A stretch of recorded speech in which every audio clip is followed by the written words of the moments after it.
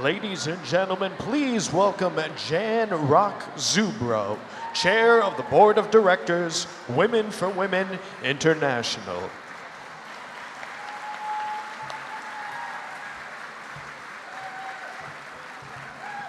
Hi, everyone. Let's get this party started. Good afternoon, and welcome to the 9th Annual Women for Women International Luncheon. I am so excited and honored to be here with you today. Thank you for taking time out of your busy schedules to take part in a very important conversation. Our theme today, Women, Peace, and Security, speaks to the heart of what Women for Women is all about, and our work has never been more relevant. We live in a world torn apart by conflict and war, which impact women and girls disproportionately. Whether it's Boko Haram in Nigeria or ISIS in Iraq, sexual violence against women is regularly used as a weapon of war. And when it comes to talking about peace building, women are often put on the sidelines, even though invariably it is the women who are left behind to pick up the pieces of war. Now, Women for Women was founded on the belief that I fully subscribe to, that the world would be a more peaceful place if it were more inclusive. If women had a stronger voice in their communities, and if women had a greater role in the economy, the world would be more stable. In fact, our work on the ground and study after study shows that when women have an income, they reinvest it in their families and their communities. The economic potential for gender equality is very significant. A new report by the McKinsey Global Institute estimates that $12 trillion could be added to the annual GDP if women played an equal role in the economy. That's an 11% increase, which is staggering. Put very simply, stronger women build stronger economies and stronger nations. And that's the work of Women for Women. That is the work of Women for Women.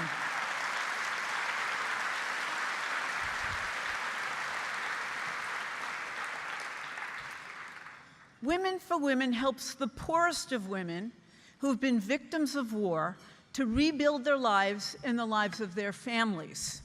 Through our year-long training program, we give people the emotional support and the skills that they need to earn a living to support their families, and they become change agents in their own communities.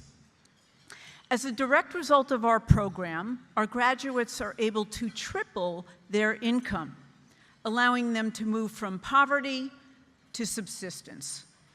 Our life-changing program has transformed the lives of over 420,000 victims of war in 8 different countries. This afternoon, you'll be hearing from 2 champions of women and girls. Former Secretary of State Hillary Rodham Clinton,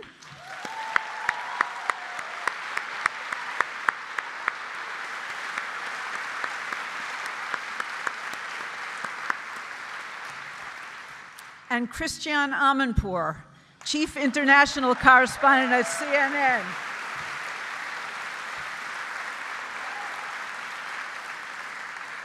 This is such a great day.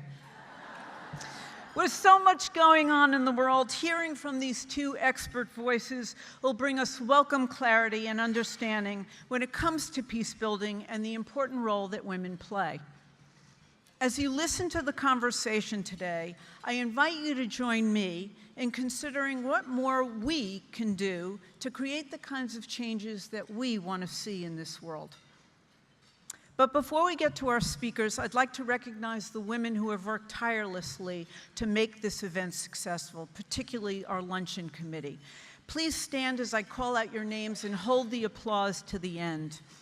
Faria Abedin, Andy Bernstein, Jewel Bickford, Dale Berger, Linda Kay, Barbara Perlmutter, Lynn Shanahan, Lee Comis, Christine Fisher, Debbie Harmon, Sandy Meyer, and Mary Zients. Please stand.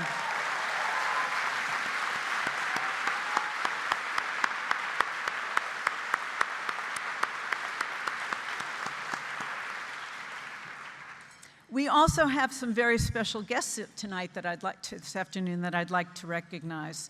Our long-term supporter and friend, Meryl Streep. Meryl, thank you.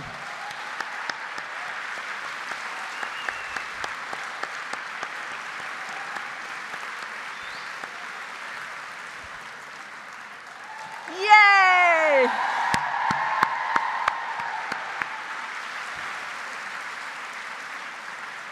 Another great champion of women and girls. And our UK patron, Sophie Turner. Sophie.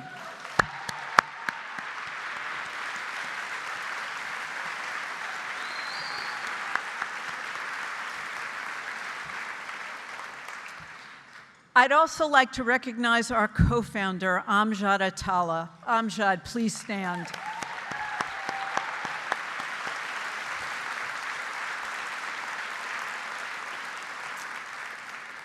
Your vision and hard work alongside Zainab Salvi set us upon the course for success that brings us here today. We also welcome 3 Women for Women International staff members representing our countries. These women are doing the hard work on the ground, serving women and reinventing the world. Please stand so we can recognize you. Bukola Asafa Onishi, our country director in Nigeria.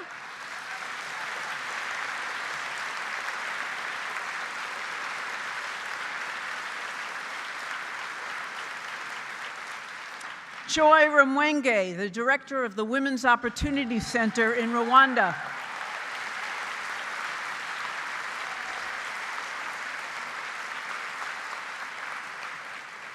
Zainab Asimwe, the associate director of Economic Empowerment in Uganda.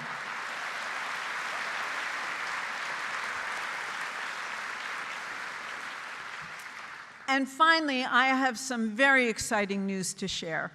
I'm pleased to announce that we have already raised close to $1.2 million from this event.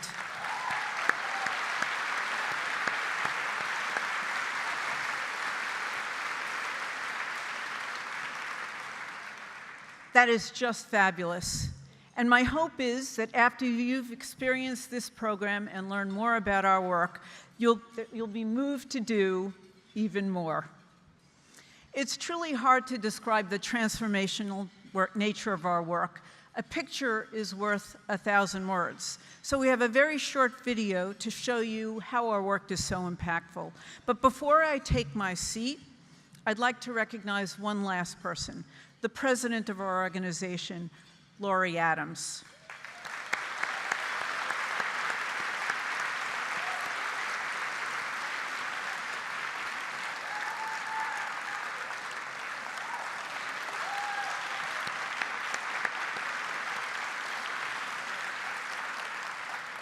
Laurie has brought experience and wisdom to set an exciting course for the organization in just her first year at the helm. Under her leadership, we are on course to open 2 new countries, and we are expanding in our existing countries. Laurie, on behalf of the board of the directors, thank you so much for your leadership and your vision.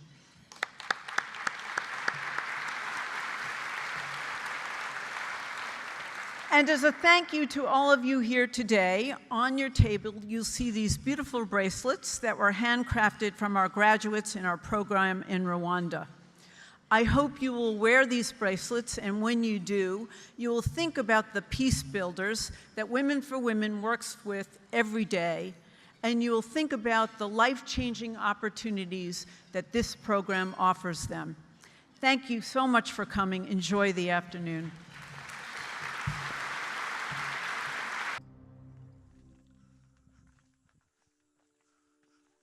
Since 1993, Women for Women International has been working to transform the lives of women in war-torn countries. We work with the most marginalized women in the most difficult places, and we stay for the long term, helping to create access and opportunity which transforms women, families, and communities.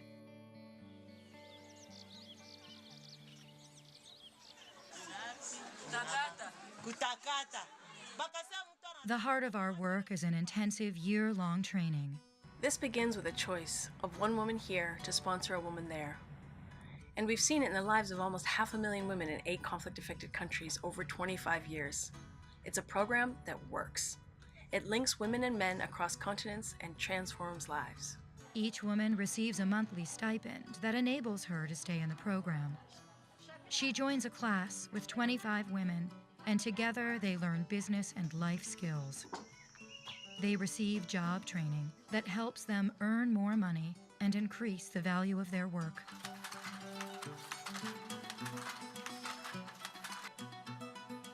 Today, Women for Women International is doing powerful work, helping women move from crisis and isolation to self-sufficiency and empowerment. Every woman draws strength and courage from her classmates. She discovers her resilience and voice because women are not victims of conflict. They are agents of change. She graduates with new business skills, confidence, and a greater sense of self-worth. She learns about her rights and finds the power to influence decisions in her community. Invest in a woman today, and together, we can make a change.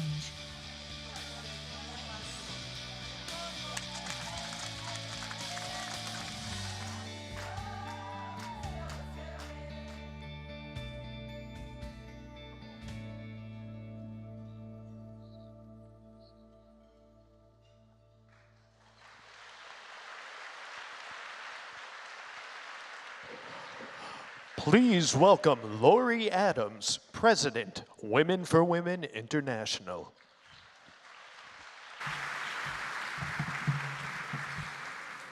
Wow, it is extremely exciting to be here. Good afternoon and welcome. I'd like to thank my fabulous board chair, Jan Rock-Zubro, the amazing Luncheon Committee and co-chairs. I am so excited to be here and so very, very proud to be the president of Women for Women International.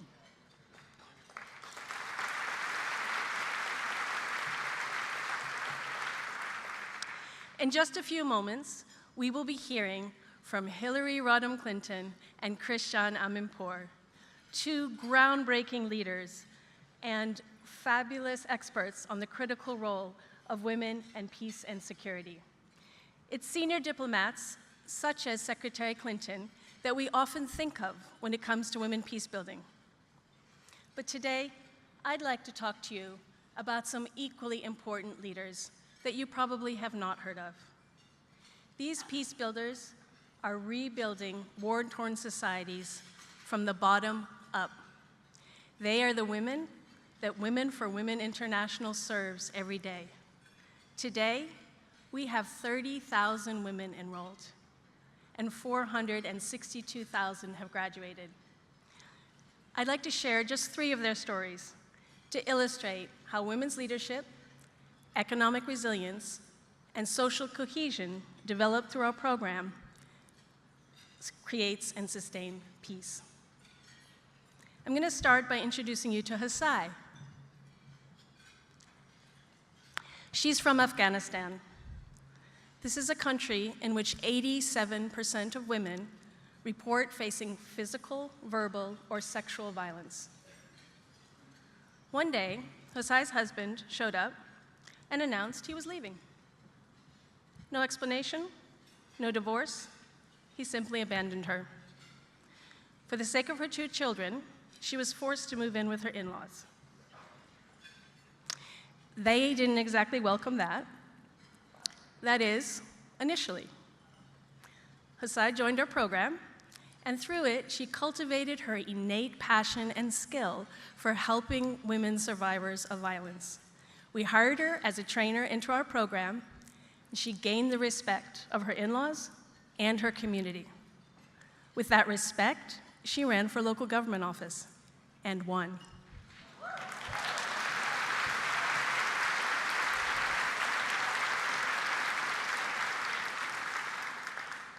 When I met her, it was in her official capacity as a local government official mediating a dispute in favor of the women we serve.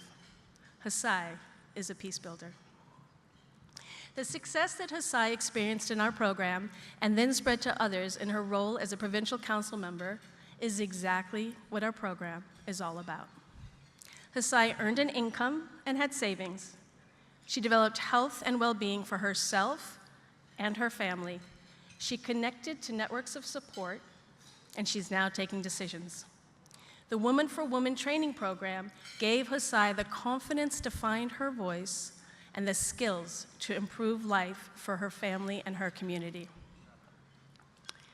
The outcomes of our program promote social cohesion and economic resilience, which in turn creates peace in the home, in communities, and around the world.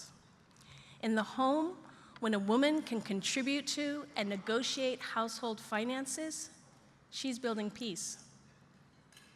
In a community, when a woman develops and leads a cooperative, she's building peace. At any level of government, when a woman is at the peace table, she is building peace. In fact, UN research shows that peace accords last 25 to 30% longer when women are involved.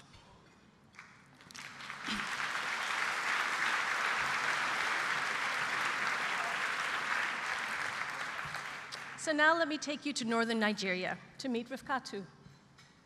Rifkatu lives in a conflict-ridden region, but the peace she most needed when we met her was in her own home.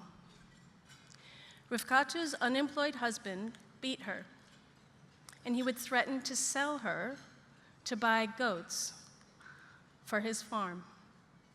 Rifkatu could not provide enough food to feed her 6 children, and whenever she came up short at the dinner table, her husband would beat her again. Luckily, a neighbor stepped in and introduced her to our program. With us, she learned about poultry. She bought 2 chickens, she sold their eggs. With that, she bought more chickens, more eggs, and eventually she generated enough income to be able to invest in the farm and bring much needed income to the family. With her newfound status and confidence, she was able to convince her husband to join our men's engagement program, where he learned to respect his wife. The money probably also helped.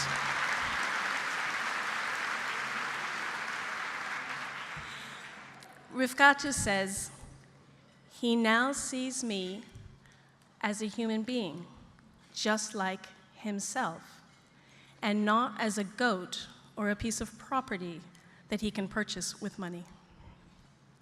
So, with the ability to earn and save income, the power dynamic in her relationship changed.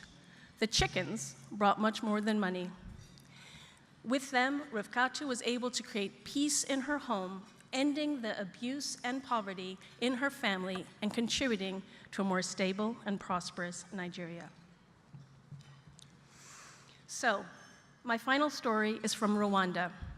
I'd like you to hear about Caritas. She's a survivor of the 2004 genocide, in which 500,000 women were raped and more than 800,000 people were massacred. Caritas lost half her family, including her husband and her child. She survived by fleeing across the border into neighboring Uganda. And yet, she returned to work with the very people who had brutalized her.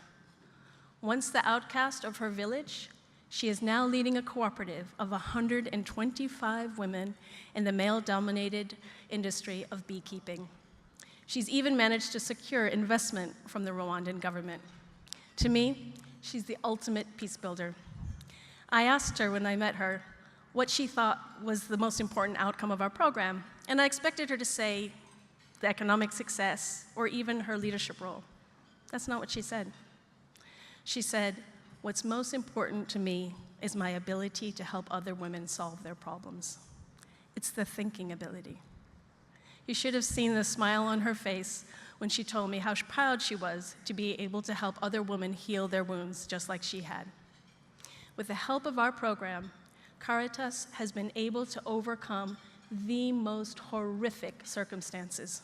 She's a survivor, a change maker, and a leader who is bringing peace.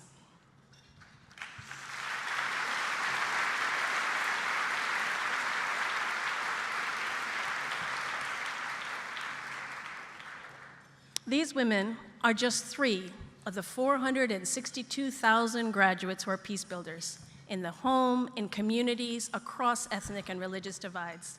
They are creating social cohesion and economic resilience, the foundation for rebuilding war-torn societies. We here today are also peace builders. You are part of a global movement of support that is building peace from the bottom up. You are helping to create a world in which all women determine the course of their lives and reach their full potential.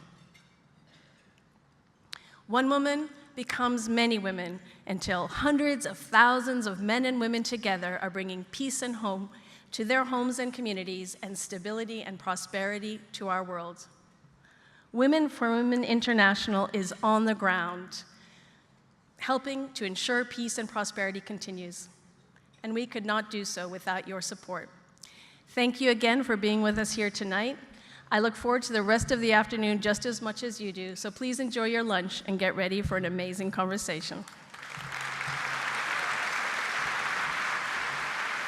Please welcome Deborah Harmon, board member, Women for Women International.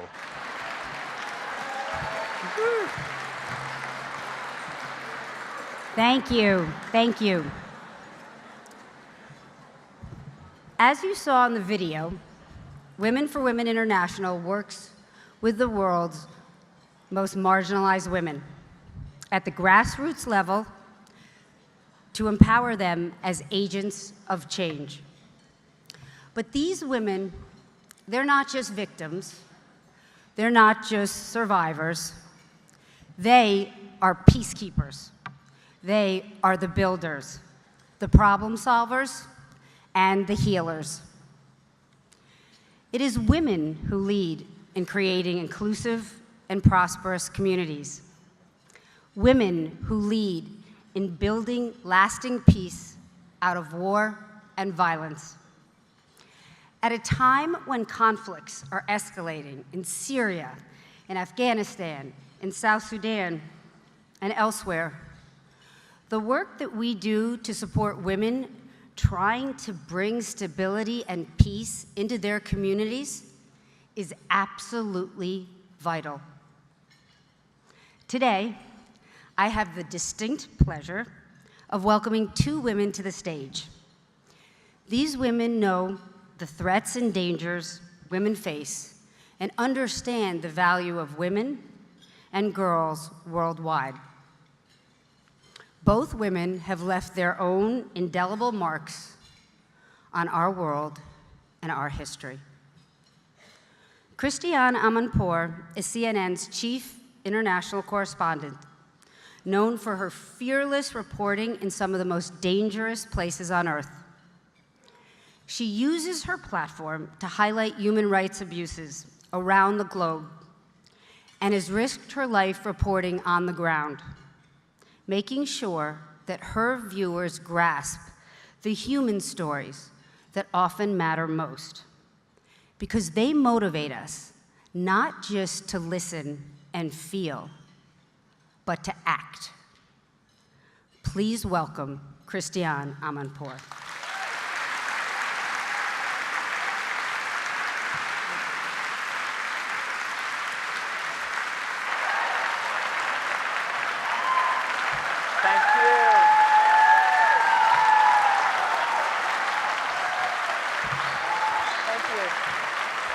Okay.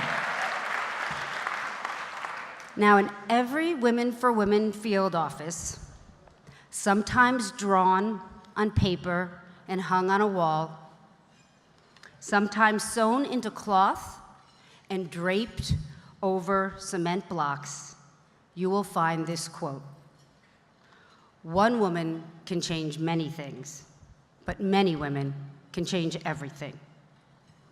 Now, I met Hillary Rodham Clinton almost 20 years ago when she became the first First Lady to run for elected office. Since then, she served 2 terms as senator, 4 years as Secretary of State, and was the first woman nominated for president for a major party. And through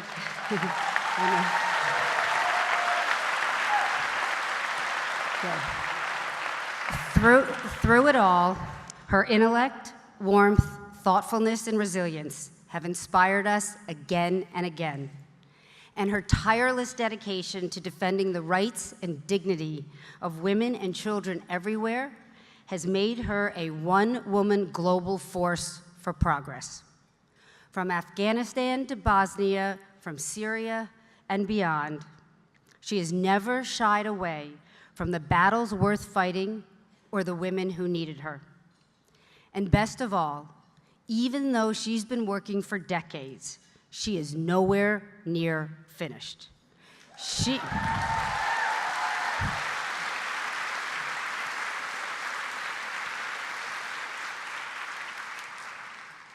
is not stopping now, and neither should we. One woman can change many things. She is one such woman. And yes, she has given many women the courage and power to change everything. Please join me in welcoming Hillary Rodham Clinton.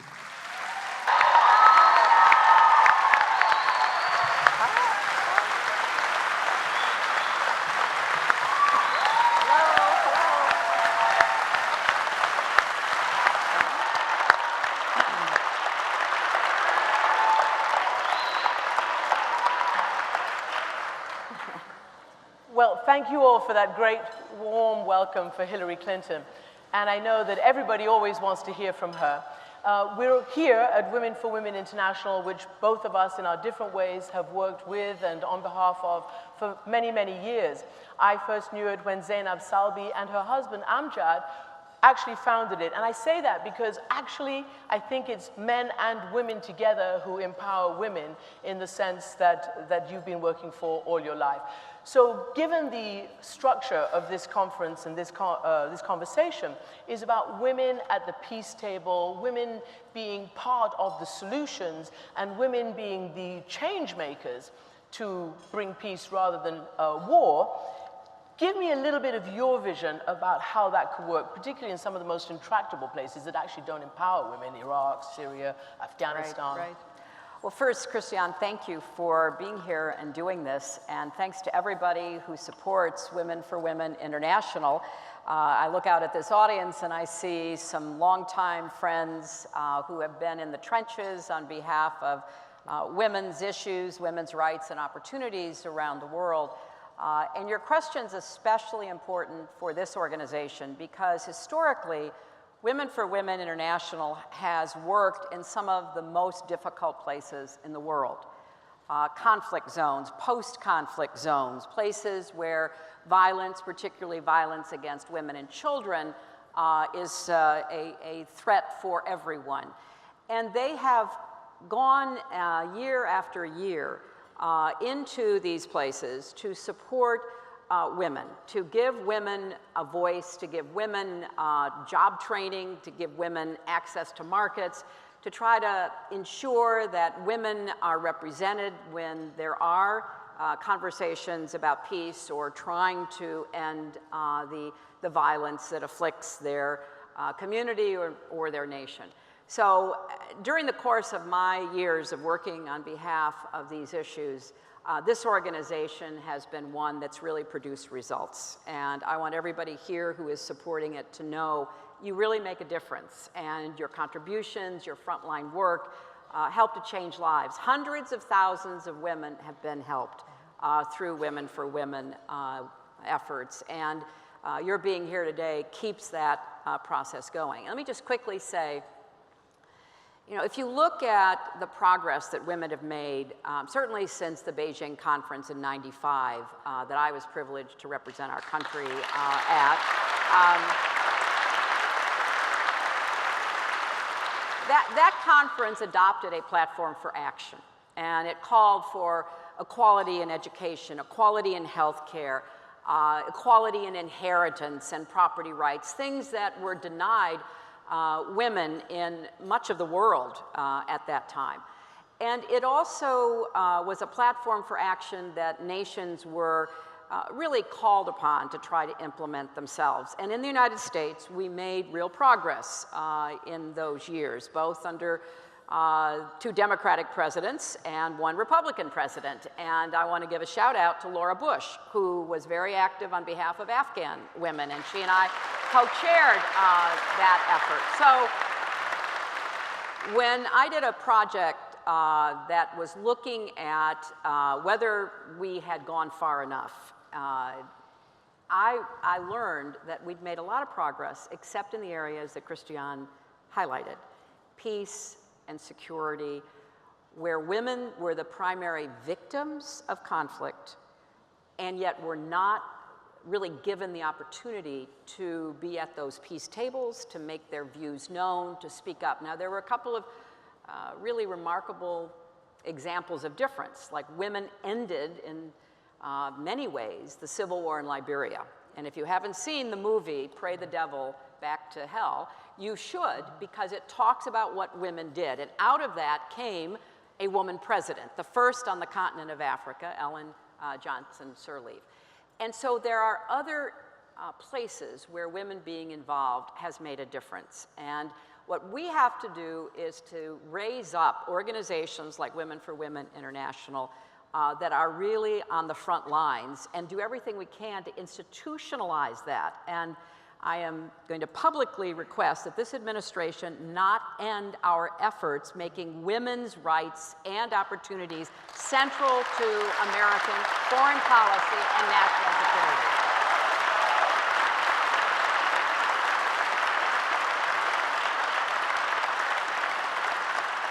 So then I don't need to ask you. I was going to ask you what you made of the severe proposed cuts to the State Department, to the USAID budget, to the women's issues and platforms that you started, and what you make of the distinct lack of any women, most women, at the security and defense and peace table of this current administration.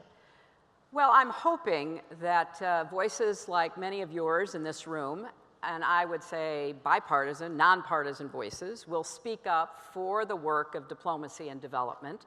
I know that Secretary of Defense Mattis understands that. He has spoken out and said, you cut the State Department and the USAID budget, you're going to have to buy me more ammunition.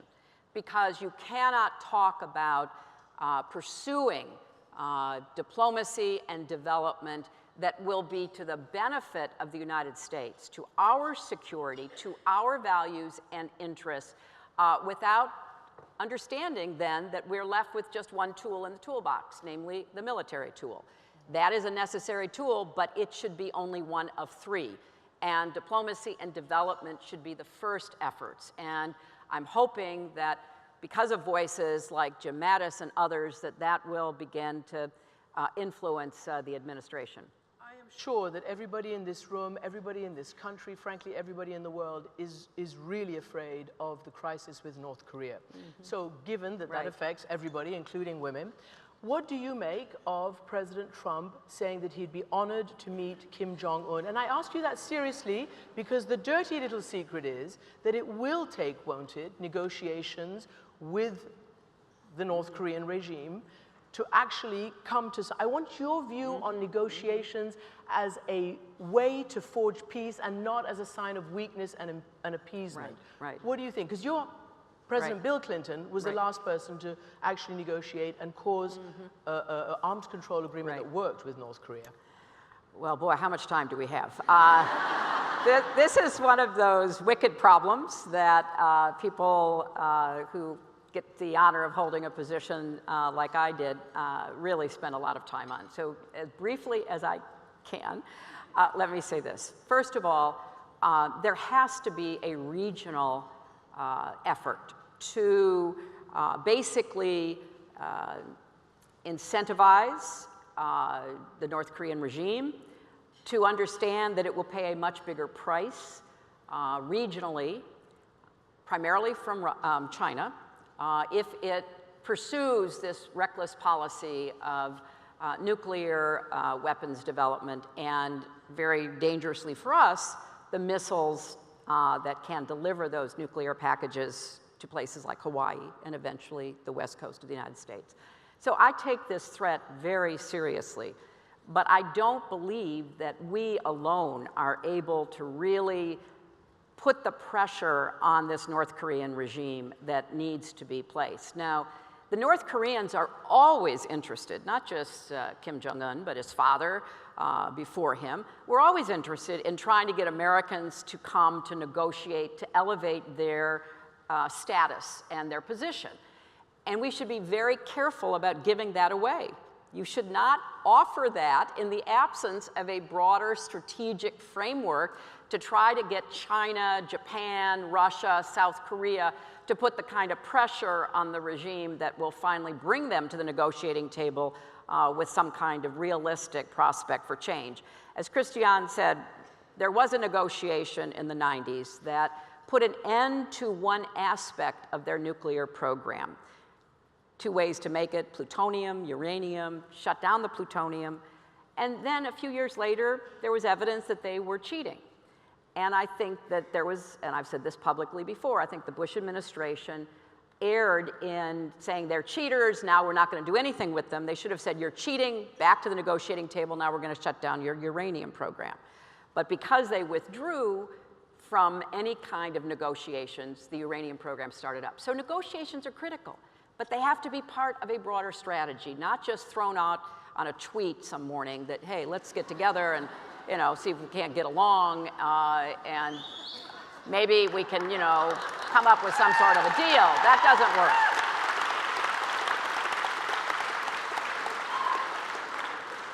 Did the Syria strike work?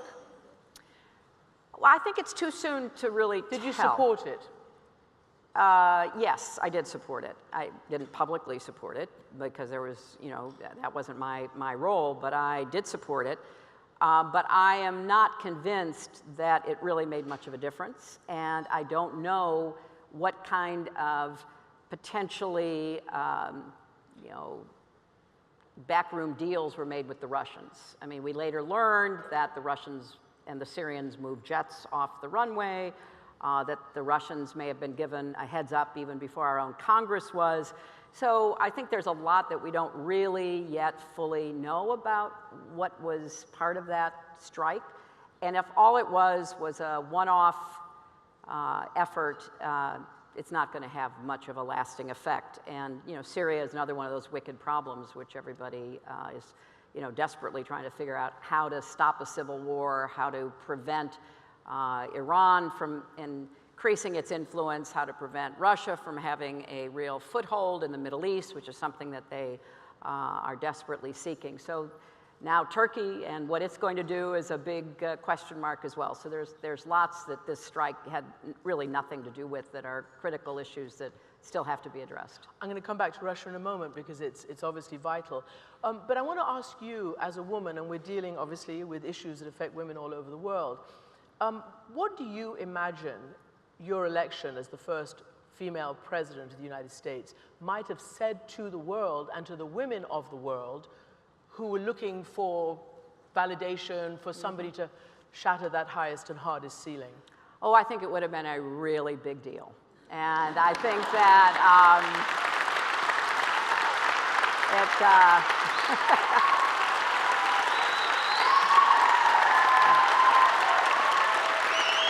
and I am writing a book, and it's a painful process, reliving the campaign, as you might guess. But I think that partly here at home, there were important messages that could have sent to our own daughters, granddaughters, grandsons, and sons. But I think especially internationally. I've had the great privilege of traveling around the world,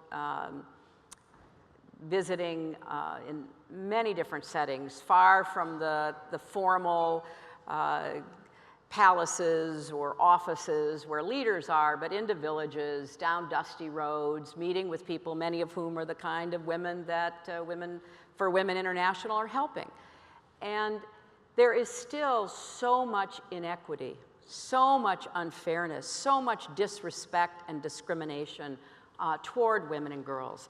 So have we made progress? Yes, we have, but have we made enough? No, we haven't. And it's not a minor issue. It's not a luxury issue you get to after everything else is resolved. It is central to the maintenance, stability, sustainability of democracy, of human rights. It is critical to our national security. You look at places where women's rights are being stripped away. They are the places most likely to either catalyze or protect terrorism, or create ideologies that are antithetical to women's lives and futures. It's not an accident. And so part of what I really believe is that women's rights is the unfinished business of the 21st century. There is no more important, larger issue that has to be addressed. Given that, then, I wonder if you could address, you've just spoken eloquently about the sexism, misogyny, and inequity around the world, but do you believe it exists here still? And do you think,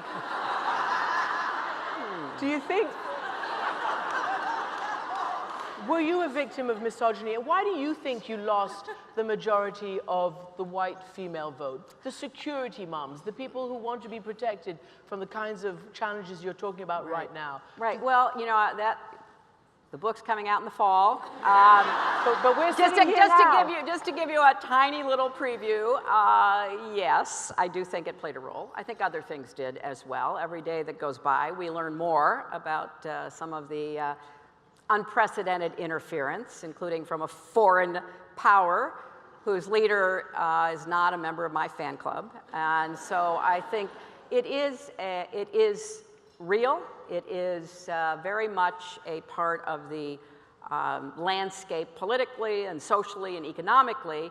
You know, an example that has nothing to do with me personally is this whole question of equal pay. You know, we just had Equal Pay Day in April, which is how long women have to work past the first of the year to make the equivalent of what men make the prior year in comparable professions. And we know it's a problem in our country. It's not something that exists somewhere far away. It exists right here. And it's really troubling to me that we are still grappling with how to deal in an economy to ensure that people who do the work that is expected of them get paid fairly and equally. So yes, there are many representations of that, many kinds of examples of that.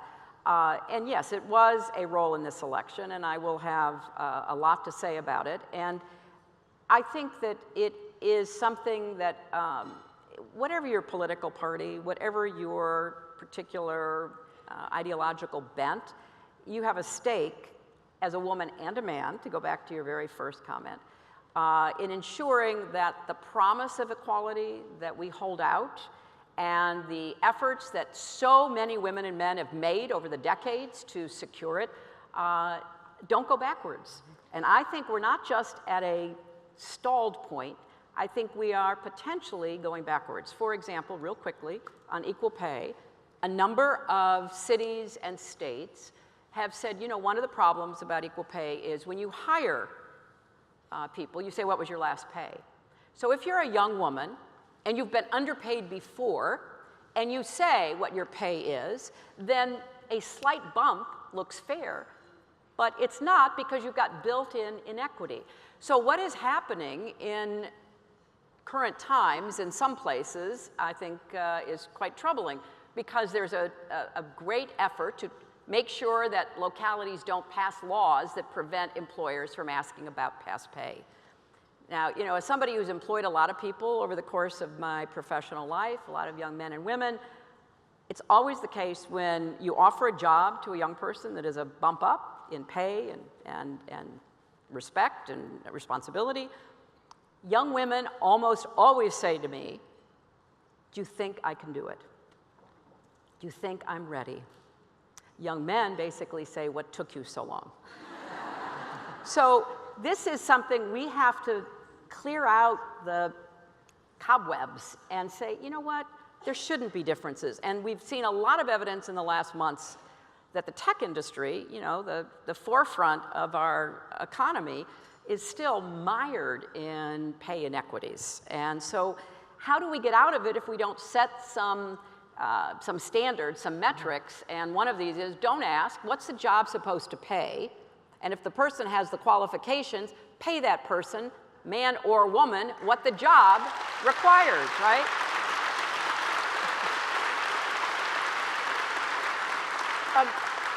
Sorry, just to bring you back to that leader of that foreign country who was not a member of your fan club. What do you make of a journalist who basically said that, in fact, President Putin hated you so much that it was personal, that he was determined to thwart your ambitions? Do you buy that? Well, he certainly interfered in our election, and it was clear he interfered to hurt me and to help my opponent. And if you chart my opponent and his campaign's statements, they quite coordinated with the goals that that leader, who shall remain nameless, had. So yeah, look, I think Russia is a great country, and I think the Russian people are extraordinarily talented, and I think they are badly governed, and I think they have been denied their opportunities to really join the modern world in a way that will lift them all up. And I also think that when their president came back after having taken a time out to be prime minister, he rigged the elections for the parliament, and I was your Secretary of State, and we do speak out about rigged elections. That kind of goes with the territory, at least it did prior to this administration. And so I did say it was an illegitimate election and it had been rigged. And people, you know, I wasn't telling hundreds of thousands, even millions of Russians something they didn't know. So they go out into the streets in Moscow and St. Petersburg and demonstrate, and Putin blames me, that I'm the one who got all those people in the streets. So it kind of went downhill from there. It did. Before I asked you whether you had invited President Duterte to Washington or to the White House, can I just ask you something? Because again, I think many people in the room, look, whenever anybody says they're going to speak to Secretary Clinton, you know, your supporters are sad, they're devastated, they're disappointed, and some are angry. Mm-hmm. And some say, you know, could it have been different? Could the campaign have been better? Could you have had a better rationale? He had one message, your opponent, and it was a successful message: make America great again. Mm-hmm. And where was your message? Mm-hmm. Mm-hmm. Do you take any personal responsibility? Oh, of course. I take absolute personal responsibility. I was the candidate. I was the person who was on the ballot, and I am very aware of, you know, the challenges, the problems, the you know, shortfalls that we had. Again, I will write all this out for you, but I will say this: I've been in a lot of campaigns, and I'm very proud of the campaign we ran, and I'm very proud of the staff and the volunteers and the people who are out there day after day. And it wasn't a perfect campaign. There is no such thing. But I was on the way to winning until the combination of Jim Comey's letter on October 28th and Russian WikiLeaks raised doubts in the minds of people who were inclined to vote for me but got scared off. And the evidence for that intervening event is, I think, compelling, persuasive, and so we overcame a lot in the campaign. We overcame an enormous barrage of negativity, of false equivalency, and so much else. But as Nate Silver, who you know, doesn't work for me, he's an independent analyst, but one considered to be very reliable, has concluded, if the election had been on October 27th, I'd be your president. And it wasn't. It was on October 28th, and there was just a lot of funny business going on around that. And ask yourself this, within an hour or two of the Hollywood Access tape being made public, the Russian theft of John Podesta's emails hit WikiLeaks. What a coincidence. So, I mean, you just can't make this stuff up. So, did we make mistakes? Of course we did. Did I make mistakes? Oh my gosh, yes, you'll read my confession and my request for absolution. But the reason why I believe we lost were the intervening events in the last 10 days. And I think you can see I was leading in the early vote.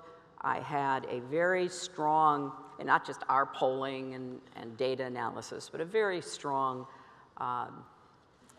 assessment going on across the country about where I was in terms of the necessary both votes and electoral votes. And remember, I did win more than 3 million votes than my opponent. So it's like, really? I feel a tweet coming. Well, fine. Better that than interfering in foreign affairs. If he wants to tweet about me, I'm happy to be the diversion, because we've got lots of other things to worry about. And he should worry less about the election and my winning the popular vote than doing some other things that would be important for the country. Just briefly, we're going to finish on some other stuff, but once the result was known, did you call President Obama? What did you say to him? Yeah, I called President Obama, and I called Donald Trump. Yeah.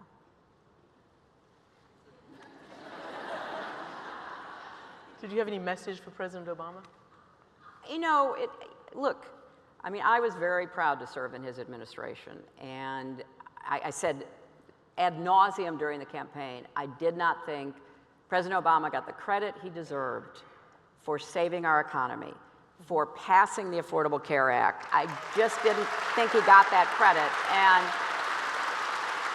so, look, among the, again, you can read all about this excruciating analysis that I'm engaged in right now when I'm not in the woods walking with my dog. Is it therapy?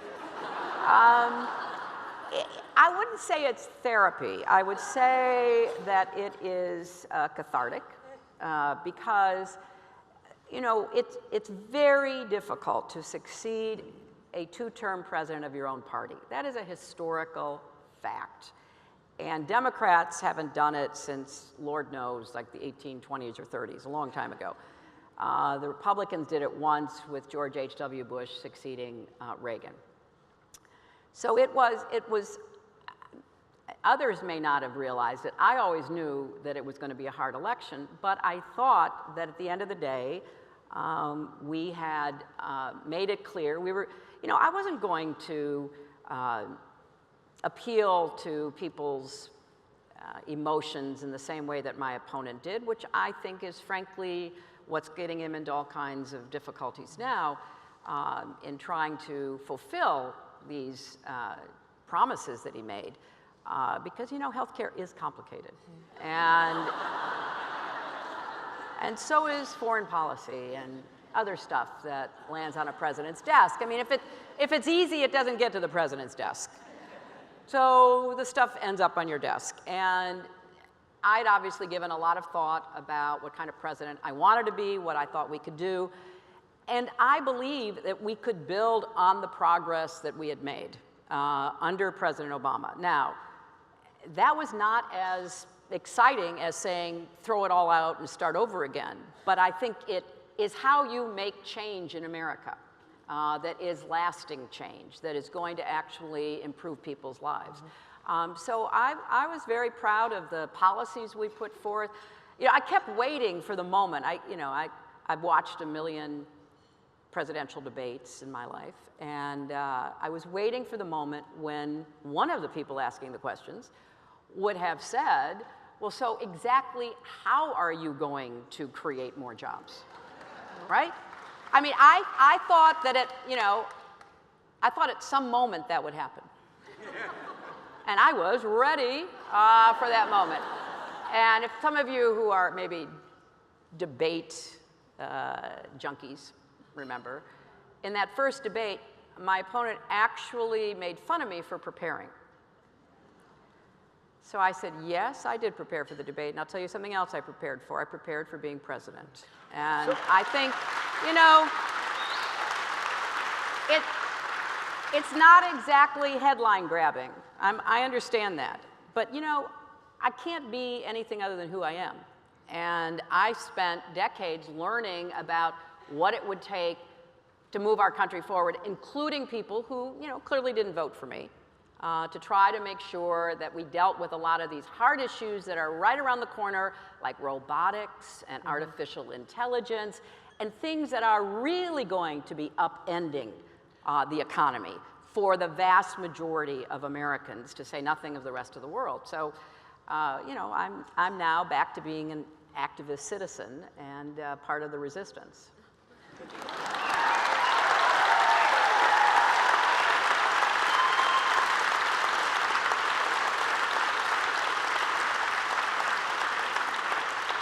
I could end it there, because that's a good ending.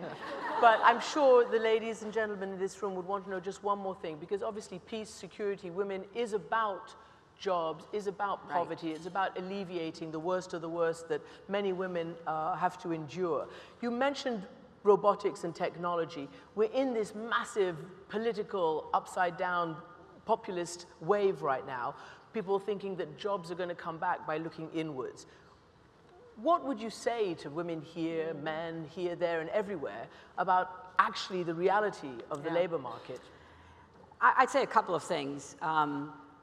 We have to make investments in even more comprehensive job training and education to provide the skills that are going to be necessary. And we have to invest in certain sectors of the economy where we think we can stay ahead of the technological wave. And we're not going to be able to do that if you have massive tax cuts that benefit people like us. It's not going to happen. We will end up in a terrible deficit, the debt will explode, and investment will shrink dramatically. So you need a strategy, another really boring word, which I think was what you saw happening in the Obama administration, a lot of the pieces of it, and you need to recognize that trying to provide opportunities to people everywhere requires investments everywhere, but that doesn't mean good jobs will be everywhere. So, for example, if you don't have access to high-speed, affordable broadband, which large parts of America do not, and not just rural, but suburban and urban, but predominantly rural, you are not going to attract and keep the jobs of the 21st century. That's just a fact.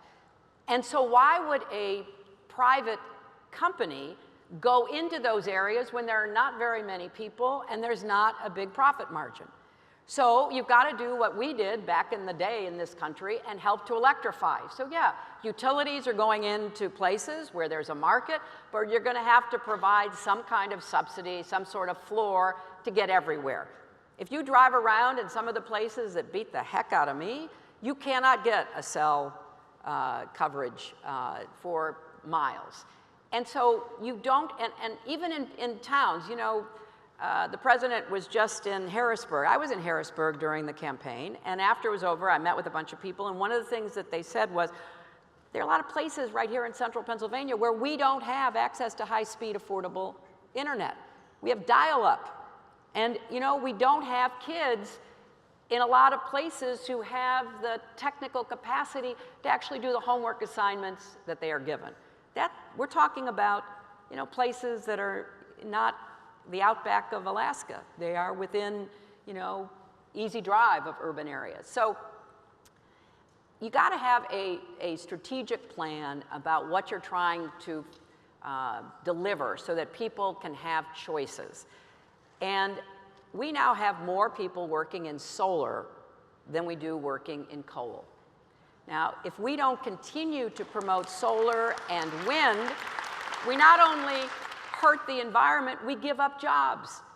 China will eat our lunch in the solar market because they are investing and they are creating jobs for people that are jobs of the future. Healthcare, big job opportunity. If the Republicans repeal the Affordable Care Act, jobs drop. They don't increase because there's no revenue stream to pay for those jobs. Everything is connected. And if you do a one-off kind of political approach, you don't understand the connectivity. And so I think there's a lot we can do. And one of the hopes I had is that we would have a really serious national conversation about robotics and about artificial intelligence, both their promise and their peril, and what could be done about it, and what kind of floor of income would people need to be able to be anywhere near self-sufficient. So these problems are not going to go away just because they're not addressed. They're just going to hammer people over and over again and create more anxiety and insecurity and anger, which then undermines our democracy, which then puts at risk our freedoms. So this is all part of what we've got to be thinking about, and I'm hoping that the private sector will help us lead the way on this, and that eventually people within this administration and the Congress will understand this is not some kind of subject that people like I talk about, but this is really imperative to the future of our economy and the opportunities that people have for themselves and their kids going forward. Hillary Clinton, thank you very much indeed. Thank you very much. Thank you very much. That was really fun. Well done. Thank you all. Thank you. Thank you all.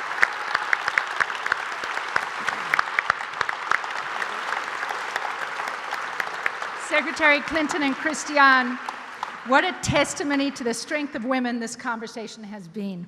Thank you. We are so deeply grateful to you both for being here with us.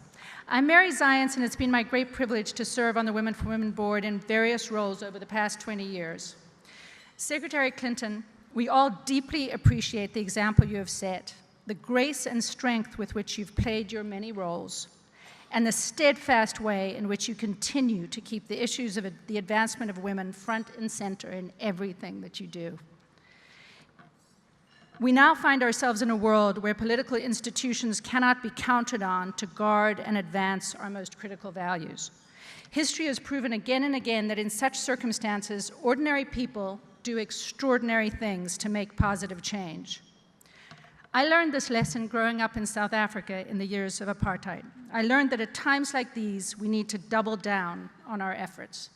We have to make sure that we do all we can as private citizens to protect and advance the rights of those most vulnerable here at home and all over the world. And that is exactly what Women for Women has been doing for the past 24 years. Women for Women has helped 500,000 women to transform their lives and communities in the most dire circumstances on earth. We're working to expand in Jordan to serve Syrian and Iraqi refugees, and we're revitalizing our efforts in South Sudan, where renewed violence and famine are ravaging lives. We dream of a day when we don't have to turn any woman away, and when we can serve more women in areas around the world as unrest sadly grows and the need for what we do increases. It's so wonderful to see so many familiar faces here today, and I have to ask Amjad to stand just one more time. Amjad with Zainab.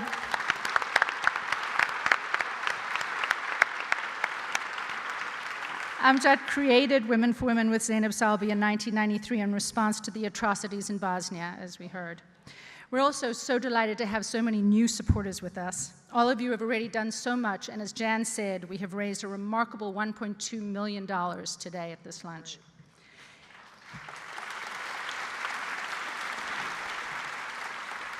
If you've not already provided support, or if you would like to provide even more support, please consider. And what better way to honor someone you love for Mother's Day? on May 14th than to provide support for a woman struggling to thrive in a war-torn community. Please take a moment to fill out a pledge card on your table. Staff members are walking around to help you. Help us build a safer, better, and more equal world for women. It's now a great pleasure for me to introduce Angelique Kidjo to close our event with her incredible voice. Angelique is not only an extraordinary artist and performer of world renown, but she's also widely recognized as one of the most compelling advocates for girls' education in the world. Angelique's own nonprofit, Batonga, provides support for girls throughout Benin and beyond. Angelique, thank you for being with us today, and thank you all again so very much for your support and for joining us here today.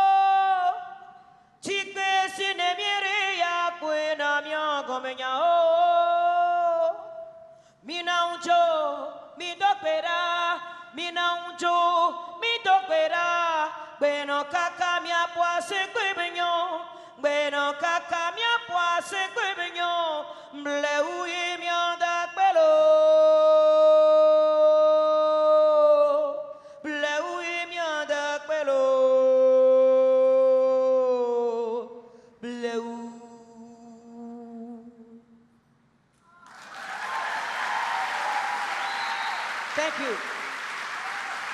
This song is to thank you all for being here for Women International.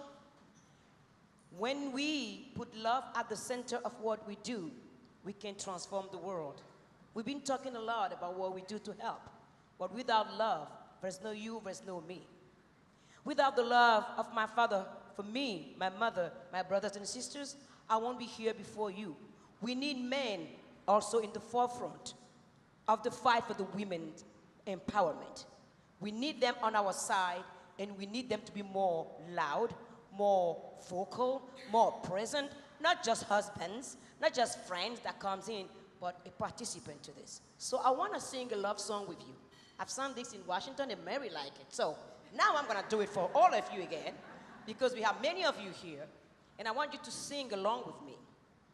Because we're going to take love and leave here and do what we have to do and we know how to do every day. So it goes like this. Ahum la senye, ahum la senye, ahum. I'm waiting. Senye, ahum la senye, ahum la senye, ahum la senye. It's about love, but I'm louder. Mm-hmm. That's it. Now you get it, so hold it right there. So when I give you the sign, you start singing, and I sing on top of your beautiful voices. You ready for me? You ready for yourself too? Don't forget love, though. All right? Sing it! Sing it, diva, come! Diva! Diva, wulika kwelem la diva! Diva ne la fa konam. Ahum la senye. Come on, love. That's it. Ukunene koko. Ukunene akbe. Ukunene koko. Ukunene akbe.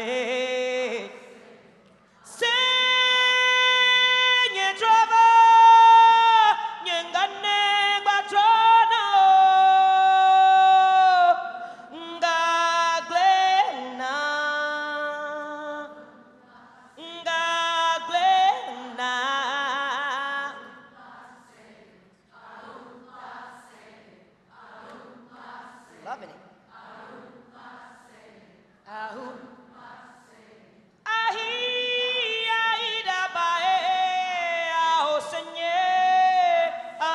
about